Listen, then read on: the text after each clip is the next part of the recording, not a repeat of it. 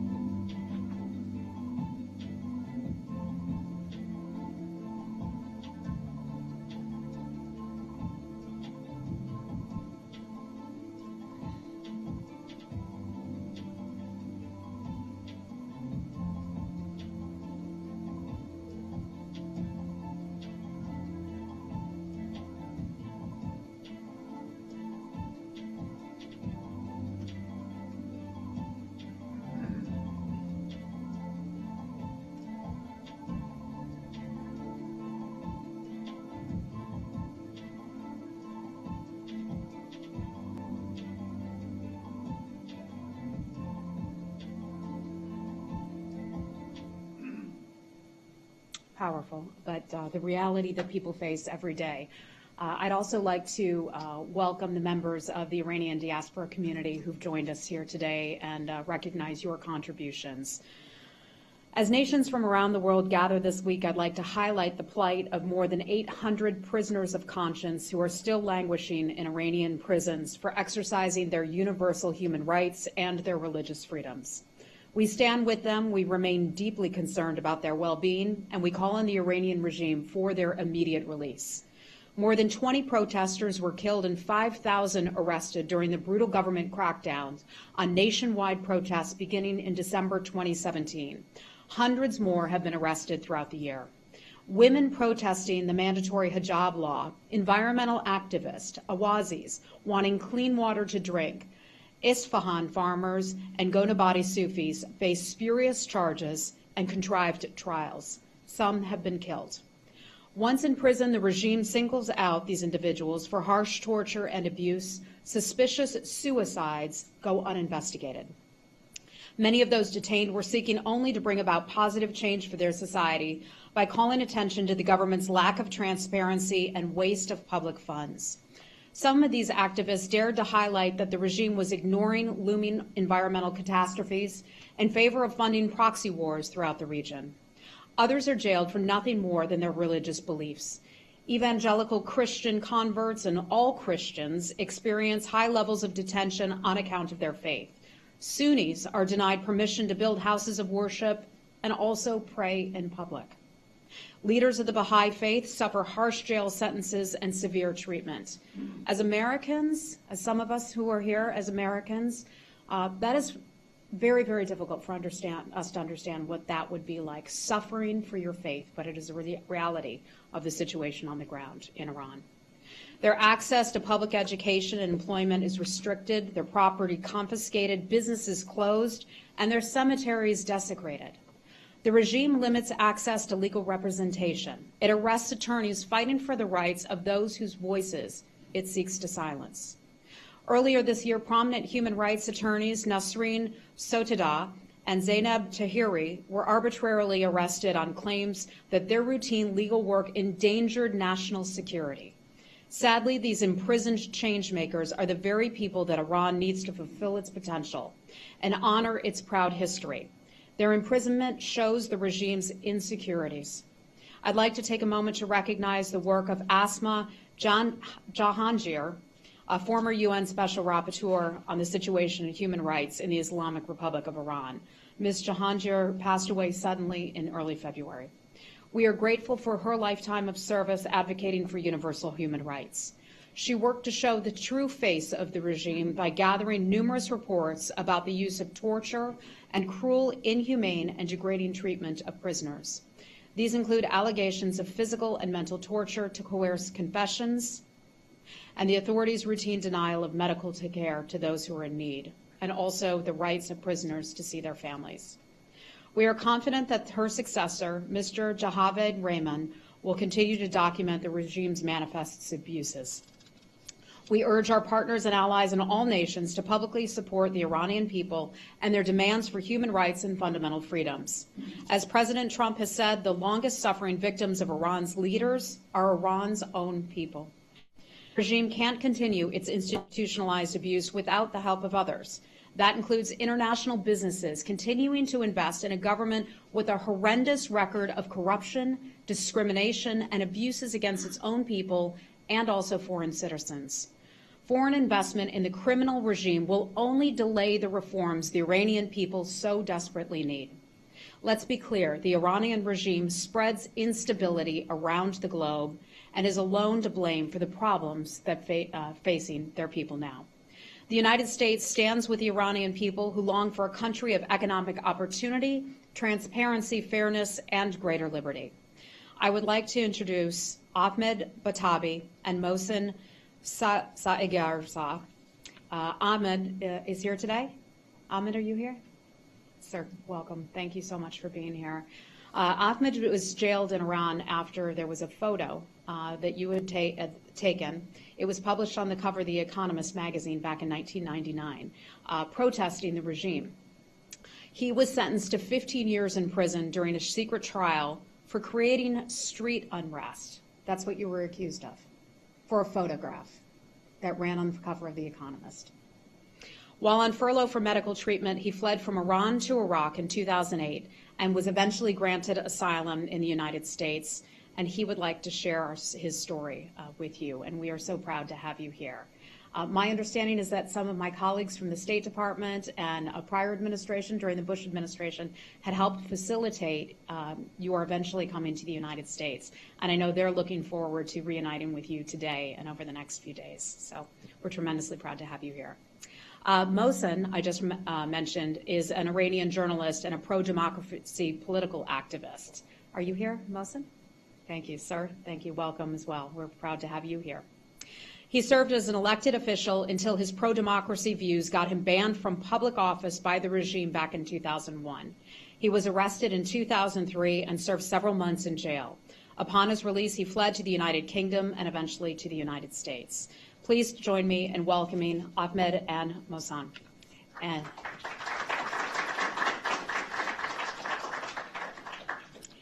I believe you have some remarks. Please come on up.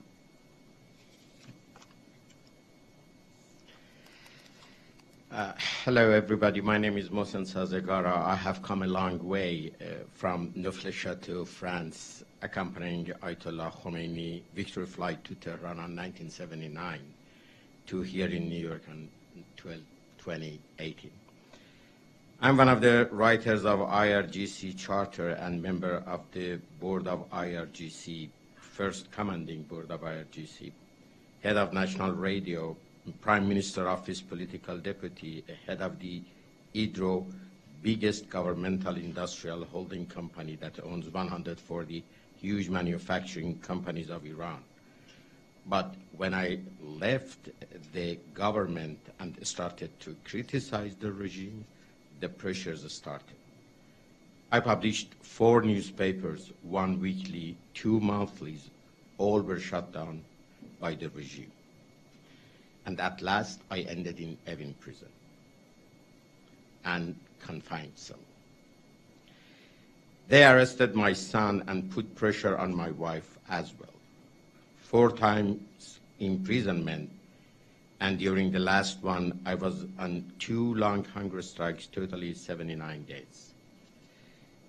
At last, I was released in poor health with heart and eye problems. I succeeded to rescue my family and myself, but many others were not lucky like me and lost their lives or their health. Right now, my main concern as a freedom seeker is the danger of Islamic Republic's new plan to push the Iranian civil resistance toward violence as they did in Syria to justify their brutality. Democratic opposition to the regime has started a campaign for prevention of regime conspiracy. Let me finish my few words with informing you about the letter that is ready to be sent to the Secretary General of the United Nations with a wide spectrum of democratic opposition signatures and starting a campaign in this regard. Thank you. Mohsen, thank you. Ahmed, please go ahead.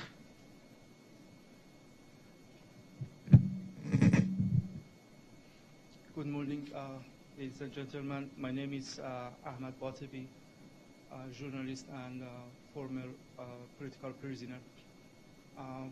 1999, when I was a student, Iran government shut down a newspaper, and students came, thank you, out of the university to support the newspaper. And IRGC forces, police, and some government supporters attacked two students and dormitory and killed some of them, and government sent a big group of students to the jail, include me. In the jail, after a few weeks, interrogators show me a picture of me with a bloody T-shirt in front of the Economist magazine. And they said that you, by this picture, show a bad image of our government to the world, and we are representative of God on the earth. So you show a bad image of God to the world. That's why they gave me capital punishment. They tortured me, and they said that you have to come in the TV, state TV, in front of the camera, and talk against the student movement, and you have to say this picture is fake. It's animal blood. And I got money from US government and Israel to make this fake picture. I didn't, actually. I had this chance. I escaped from prison. But at this moment, we are talking about the human rights and this story. We have a lot of people as a political prisoner inside Iran, and Iran government tortured them.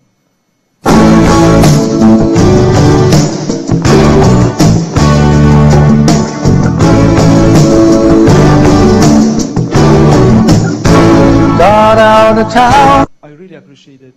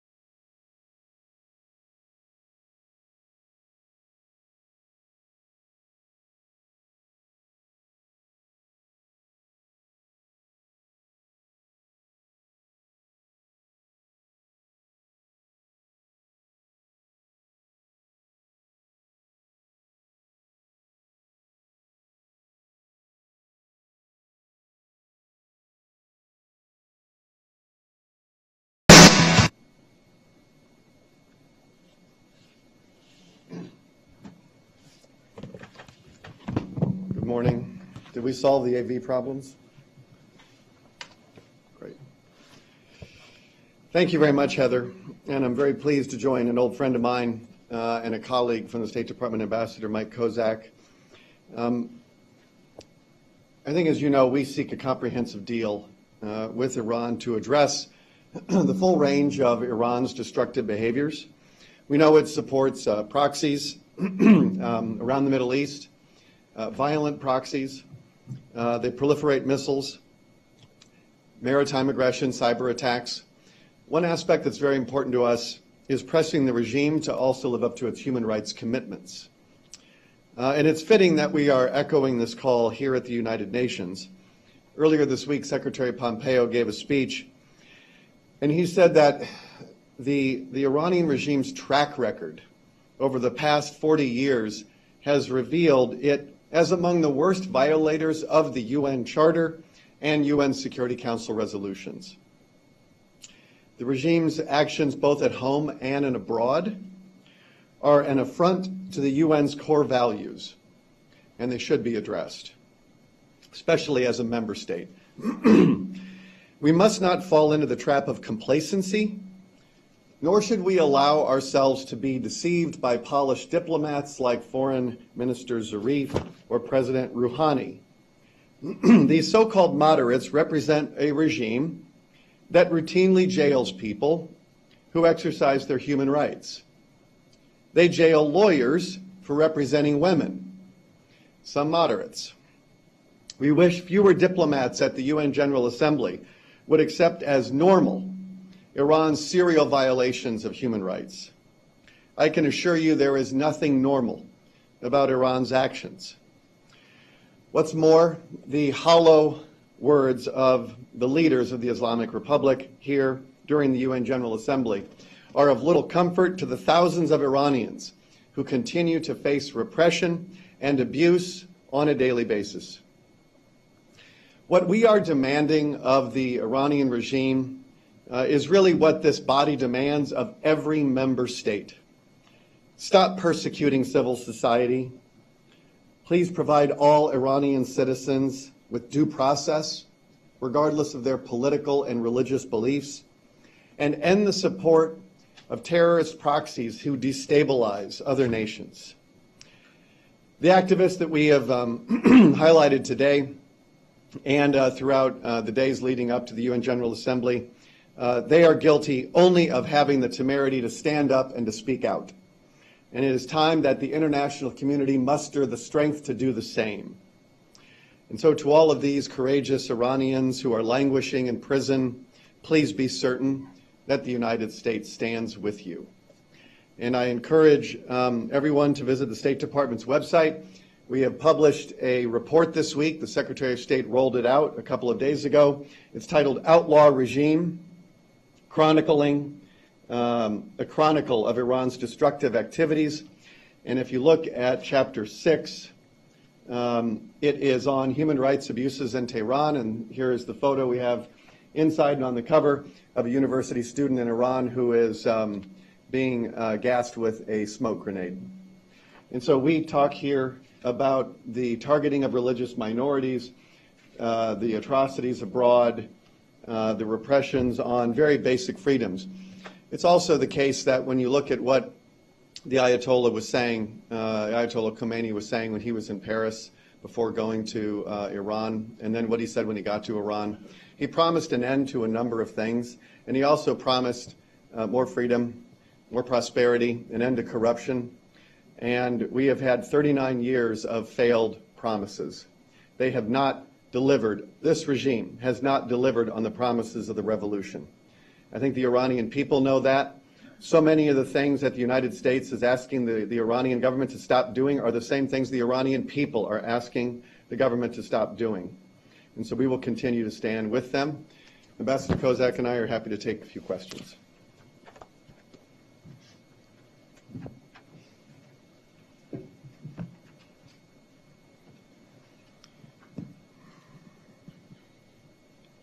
Hi, everybody. Welcome. We're going to start with members of the media. If you have a question, bring it up. 1 moment. Yep. I'm going to welcome back Undersecretary Nauert to the stage for 1 moment.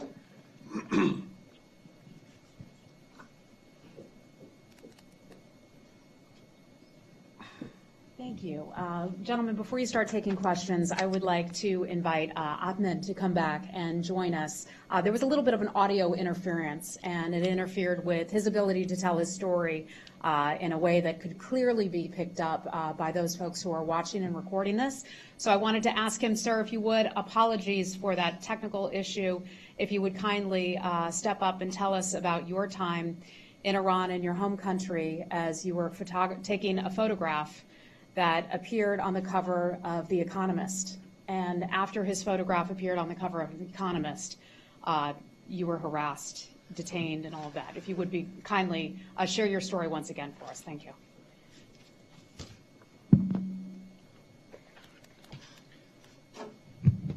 Thank you.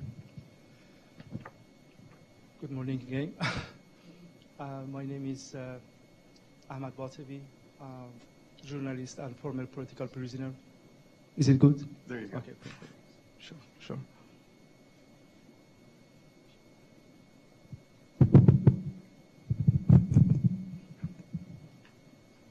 Can you hear me? Is it good? Perfect. My name is Ahmad Batavi, journalist and former political prisoner in Iran. In 1999, when I was a student, the Iran government shut down a reformist newspaper, and the students started a big demonstration to support this newspaper.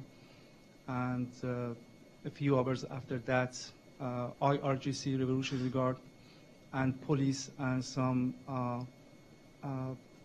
Iran government supporter attacked two students and to the dormitory. They killed some of these students and injured them, and sent hundreds of them to the prison, including me. And in the prison, after a few weeks, interrogators show me a picture in front of the Economist magazine, and with a bloody T-shirt of a student has been injured by a Revolutionary Guard. And they said that by this picture, you show a bad image of our government to the world, and we are a representative of God, Allah on the earth. And when you show a bad image of our government to the world, you directly show a bad image of Allah to the people. That's why they gave me capital punishment. And they torture me, different kind of torture me, mock execution, cable, mental pressure, everything. And they said that you have to come in the TV, state TV, and interview us and talk against student movement. And you have to say, I was a spy, I got money from CIA and Mossad to make this picture. That's not real blood, that's animal blood or tomato sauce. And but I didn't. After 9 years and a half, I had this chance. I escaped from the prison. But we have a lot of Iranian people in the jail right now as a political prisoner. They don't have this chance. The Iran government tortured them. And we have a dream, as I said before. We have a dream of freedom and democracy, which we are deserved at. And we are deserved that. Thank you so much, State Department and the U.S. government for paying attention to Iran human rights issues. And thank you for your attention. Thank you so much.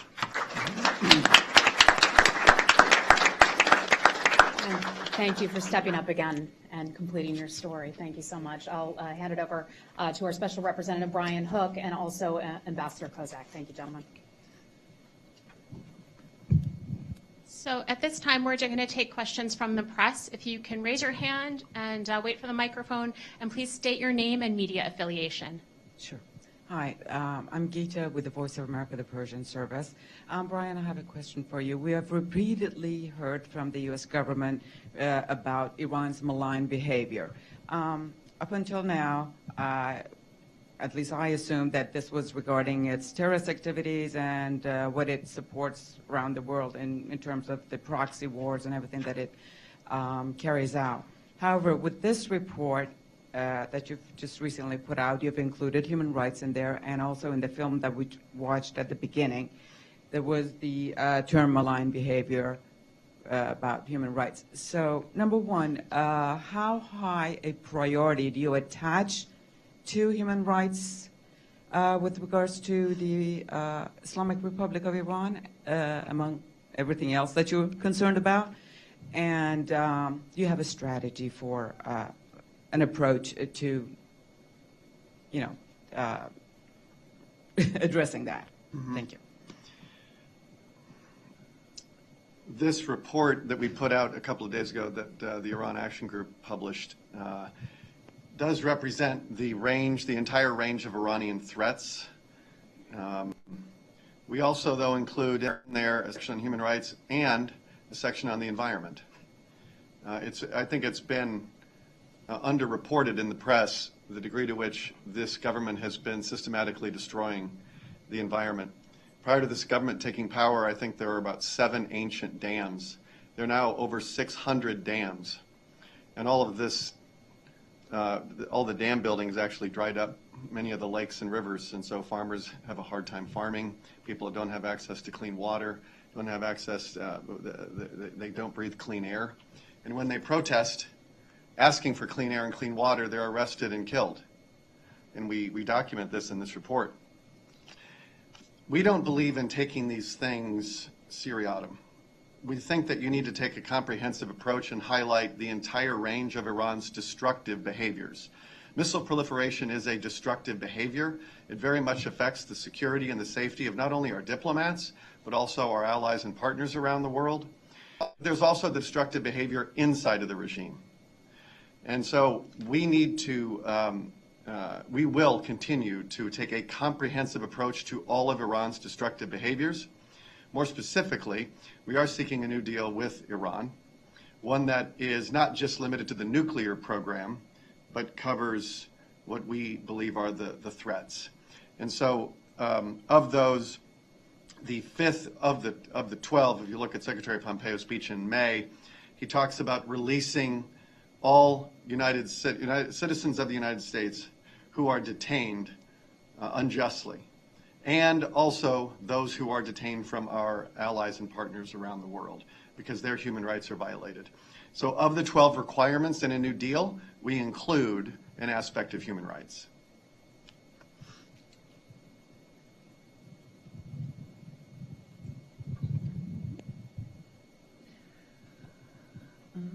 This question is to both of you. My name is Anna Astiani. I represent independent Russian network, RTVI. I have a question. How exactly are you planning to support the human rights in Iran while cutting ties with the country and adding new sanctions? And if you could tell us more about alternative to the Iran deal, and what alternative are you ready to offer? Well, when you said cutting ties, we cut ties a long time ago, so we don't have any ties. In terms of the our sanctions that are coming back into place in force in November, the first tranche has already come in back in August. But the most hard-hitting sanctions will be around the energy and banking sectors, the financial sectors. The purpose of those sanctions is to deny the regime the revenue that it needs to fund terrorism and instability around the Middle East and beyond.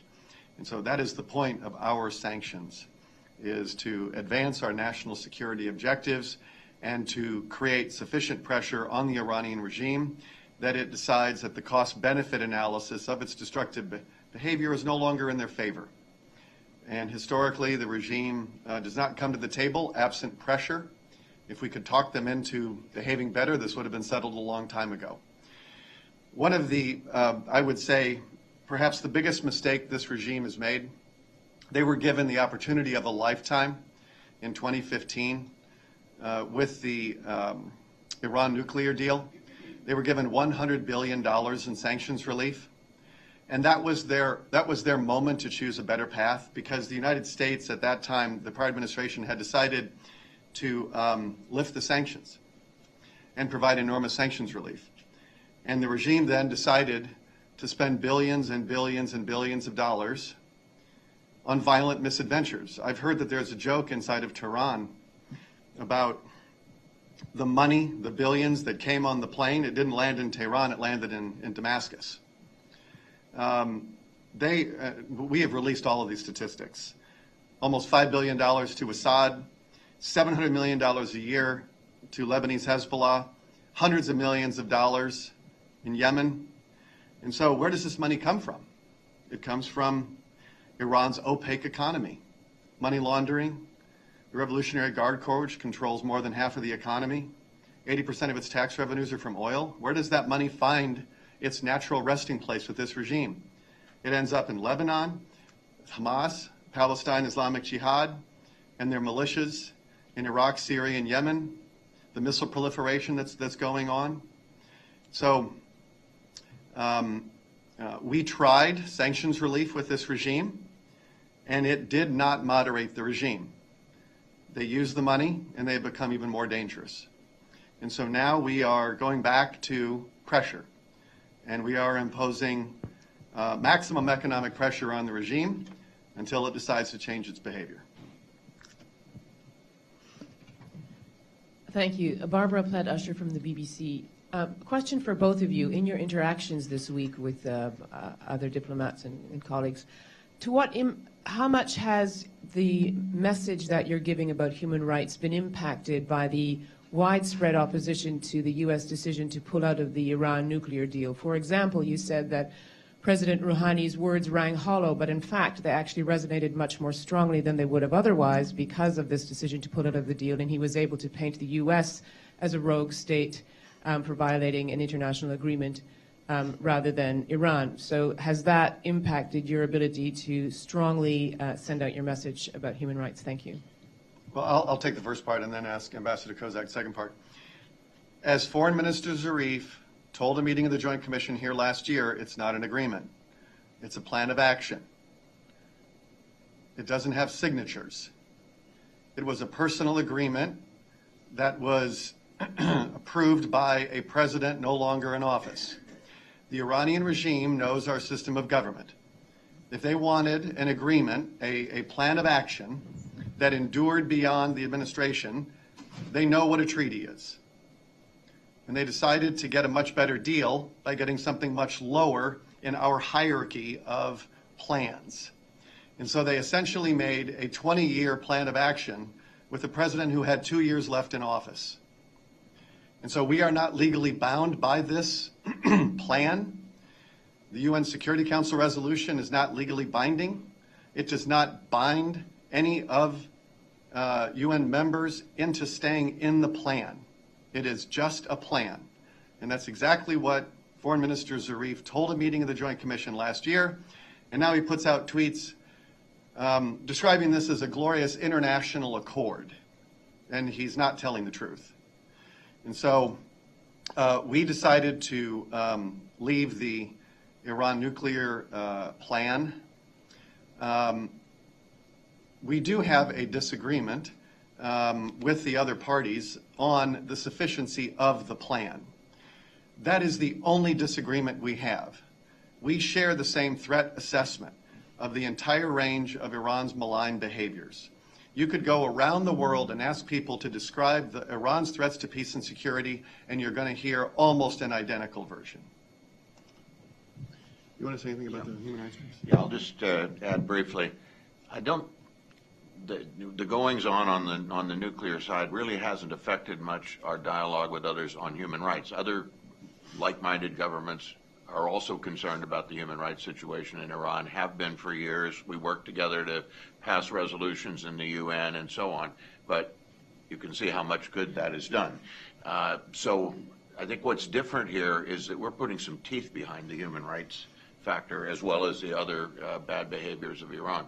So, others have the same goals in that area as we do. We've not had a tool to achieve that goal up until now, and hopefully this will add some additional leverage that maybe will make the government be a little more serious about when we all come to them and talk about their human rights problems.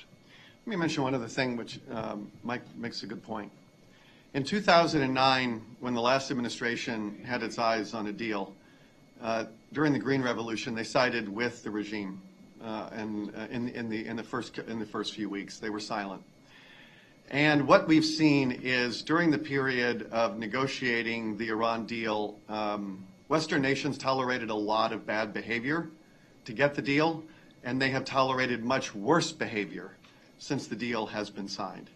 Iran has not diminished its pace of missile tests in violation of UN Security Council resolutions since the JPOA. And if you look at all of the expansionist activities that Iran has been undertaking during the lifetime of the JCPOA, it has acted as for somehow Iran's compliance with the Iran nuclear deal somehow became a proxy for Iran complying with all of its other international obligations to behave like a normal country. And one of the advantages of seeking a better deal is that it frees us to talk about human rights. In December and in January, when the protesters took to the streets, we were in immediate support of what they asked for from their government. And we corrected the mistake of not standing with the Iranian people in 2009 during the Green Revolution. Mahmoud Nauert from Iran International. I have two questions. One is regarding the internet freedom, which is captured in the report. As you know, Iran is one of the most restrictive countries when it comes to internet freedom. Most of the social media platforms are blocked.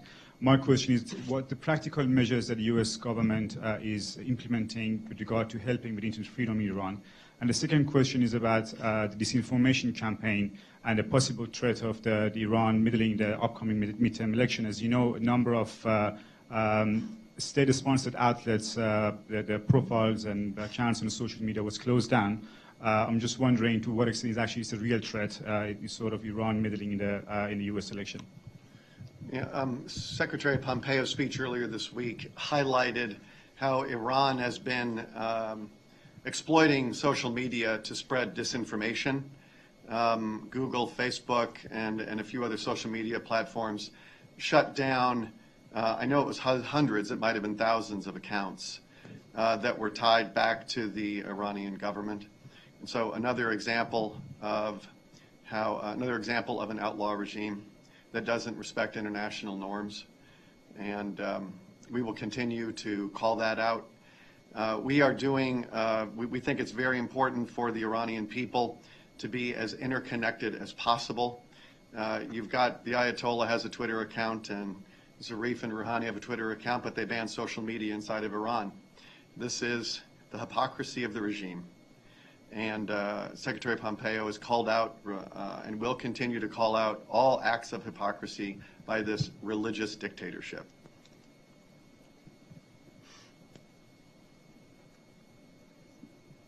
Hi, Kevin Princik with the Yomiuri Shimbun. My question is, what are you doing for the human rights or for the people of Iran? When you talked about Secretary Pompeo's remarks, you talked about freeing American or allies prisoners. What about the Iranian prisoners?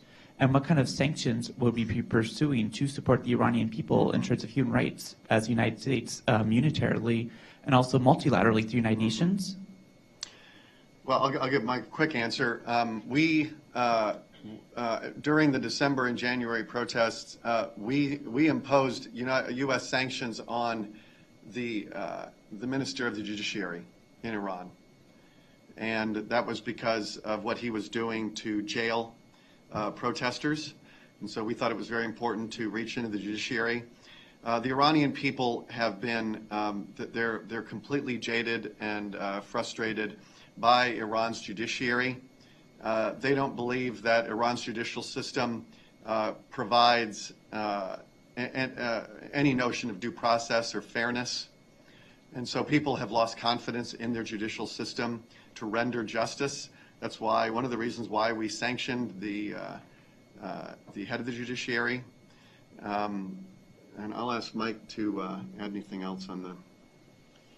No, well, I think that's a good example, and we've been able to do things in other areas as well. The previous question about internet freedom, we work in countries throughout the world to try to help people overcome barriers to access to the internet and so on. So I think that the bottom line is that since we've put this item on the agenda, as the report that Ambassador Hook laid out shows, now we can talk about human rights with a little bit of leverage behind it. Instead of just saying it would be nice for you to improve yourself in this area, we're saying if you really want to have a normal relationship with the United States and hopefully with other countries, you should be paying attention to this.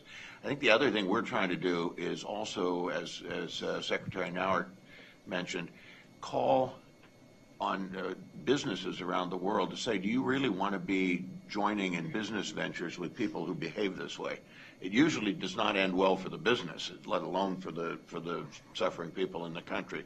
So that's another thing we can do to help on human rights, is to link that back and say, you know, before you go and invest with the IRGC or something, you should look at what they're doing and try to get some assurance that they're not going to do that kind of stuff before you put money into a bad venture like that. Yeah, exactly. Businesses around the world invest in Iran at their peril. There was a great deal of reputational risk when you partner with this regime for a couple of reasons. One, Iran has deliberately, the regime has created a deliberately opaque economy. They don't comply with international banking standards. They're not in compliance with SWIFT standards. They have a Revolutionary Guard Corps. Imagine a Revolutionary Guard Corps that controls more than half of the economy. And when you do business in Iran, you never know if you are supporting business or terrorism. And when you do business with this regime, you are supporting a regime that gives money to Assad, who then uses that money to gas his own people and use chemical weapons. And so businesses need to understand that if they want to make a contribution to national security, they should stop foreign direct investment in that country.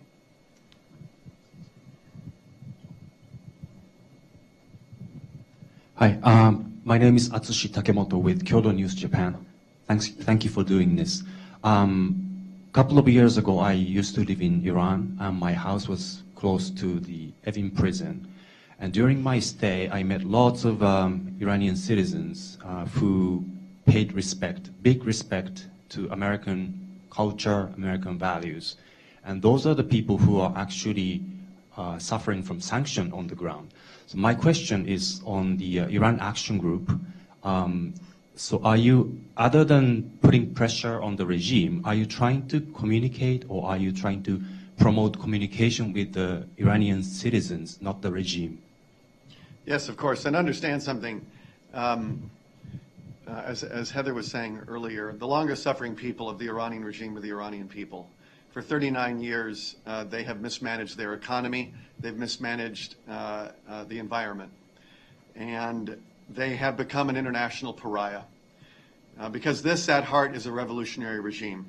It's the last revolutionary regime on earth. You can't say that about North Korea. It's a hermit kingdom. But this is a regime that has in its constitution the export of revolution.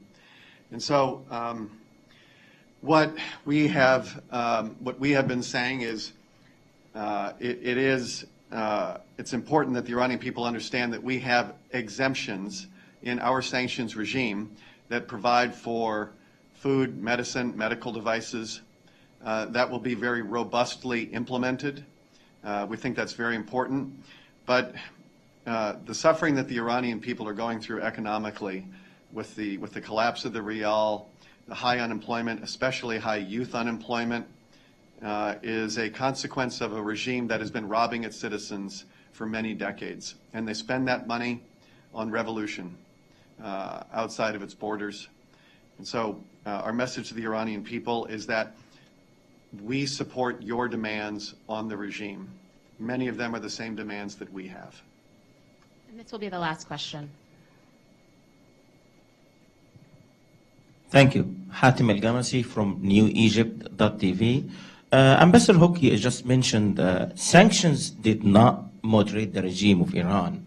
What else could be done to pressure the regime to improve their human rights record? Also about doing business with Iran, some of the United States key allies in the area, such as Qatar, enjoy excellent relation either with military cooperation or economic with Iran. Doesn't this concern the United States? Thank you, sir. On the, what was the first part of the question? What else could be done besides sanctions? Oh, pressure. Well, what we have is we are, our Defense Department is trying is doing its best to restore deterrence against missile proliferation, against terrorist attacks. A lot of our diplomacy in Syria under Ambassador Jeffrey, a lot of his diplomacy is focused on a political track that ensures that all forces under Iranian control have left Syria. Iran has about 2,500 soldiers from the IRGC and the Quds Force, and they also manage 10,000 Shia fighters. And we will be denying reconstruction assistance to territories held by Assad until we achieve our goal of removing forces under Iranian control from Syria. We also are working very closely in government formation in Iraq. Our ambassador in Baghdad is working very hard on that. We are doing what we can to interdict weapons shipments to Yemen. We have had some success with that. Ambassador Haley has been to the Defense Department to show the range of Iranian hardware that we have picked up on the battlefield. These are missiles, drones, AK-47s, whole grenades. I've seen it all. And what's remarkable now is that when you see like the Qayyam-2 missile and the missile that actually was shot from Yemen and landed right on the margins of the Riyadh International Airport, you can see on the tail fin clear markings of Shahid Bughari Industries, which manufactures missiles in Iran. We have another missile that we recently interdicted with our partners in the region that's on display. It's in pristine condition. You can see all the markings in Farsi. They're really doing this quite brazenly. And so this is why our message is we really need to restore deterrence. That's the deterrence side. The diplomatic side is putting in place maximum economic pressure. The sanctions regime that brought Iran to the table for the JCPOA, the Iran nuclear deal, started in 2006 in the UN Security Council, where the IAEA reported Iran's nuclear program to the Council because they could not verify that it was a peaceful nuclear program. And so then we started, first one was Resolution 1696. Then we started passing Chapter 7 resolutions under 1737, 1747. And what followed were a series of resolutions that continued through the Obama years, putting pressure on the regime. That then brought them to the table. It will be much easier for us to restore pressure than it was back in 2006. And so our sanctions are going to be reimposed. It will be maximum economic pressure to deny the regime the revenues it needs to conduct terrorism, but also to create leverage for us to achieve a comprehensive deal that we're seeking. Mike, what that even mean? Yeah, I think we too often on human rights issues with other countries get focused on one particular tool or another. I mean, the reason these countries have human rights problems is it's deliberate, as we've outlined today. They don't want to change that. So you have to put something in place that's going to make them have to come and make a deal with you to change it. And it's the whole range of pressures, and it's the range of isolation from the normal world that I think eventually will bring a regime like this to the table, because at some point they do have to be able to get revenue and be able to trade. And if you can say that's not going to happen until you make some progress on these points, eventually you get there. But we get too often very focused on, well, this sanction didn't work in this case, so we shouldn't do that anymore. And it doesn't work that way. It's what collectively puts them under enough pressure to say, okay, I really don't want to have to stop repressing my people, but I guess I'm going to have to in order to be able to get what I want on the economic side. Ambassador Kozak has a distinguished history of advancing human rights, and he and I have had a lot of conversations over the years about how do you go about that. And we think that the biggest mistake you can make is to separate human rights from everything else. When you do that, as other administrations in the past have done, you end up not making much progress on your national security objectives, and you make even less progress on human rights. We believe in taking a comprehensive approach to these things. That's why when the President addresses the UN General Assembly and he talks about the range of threats that Iran presents to peace and security, he also talks about standing with the Iranian people and highlighting the abuses this regime has committed. These things have to travel arm in arm. And that is the most effective diplomacy if you want to actually make progress on human rights. I'm so sorry. That takes us to the end of our press conference. Thank you all for coming. This concludes the press portion of the program. There'll be other opportunities to engage our speakers. Ambassador Kozak, Special Representative Hook, thank you very much. Great, thank you.